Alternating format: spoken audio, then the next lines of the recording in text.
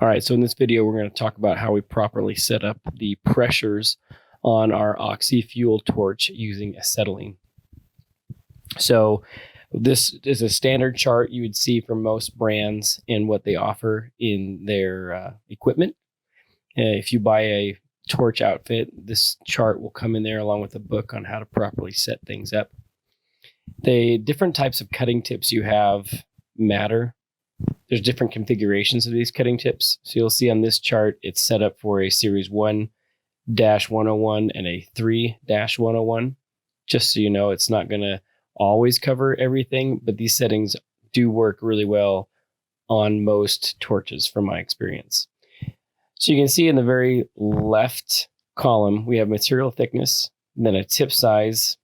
Then the next thing we have is a cutting pressure of oxygen, and then a preheat oxygen.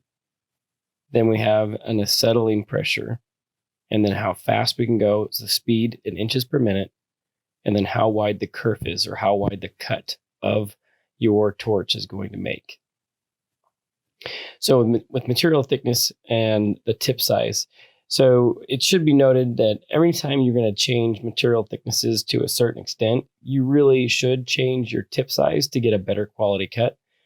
That being said, I've used a double-aught tip, and I've cut really thin stuff and fairly thick stuff all with that same tip by following the pressure for the oxygen and acetylene for the other thicknesses, even though I haven't switched out the tip, and I still get a pretty decent cut. So let's take a look. We're going to be cutting 3/16 material is what our project will be out of. So it's really right between 1/8 and 1/4. The size tips we have usually are somewhere between the aught, the double-aught, or the triple-aught. I think usually we carry double-aught. So you'll see it right away. The oxygen should be set at 20 to 25 on the pressure. Now, when it says preheat oxygen, that's the cones, the smaller coned tips of the flame. And basically, when you initially turn on the oxygen and you barely crack it open to adjust the flame, you're setting about a 3 to 5 psi on those cones. And then when you hit the lever, that's what you've set at the regulator, the 20 to 25.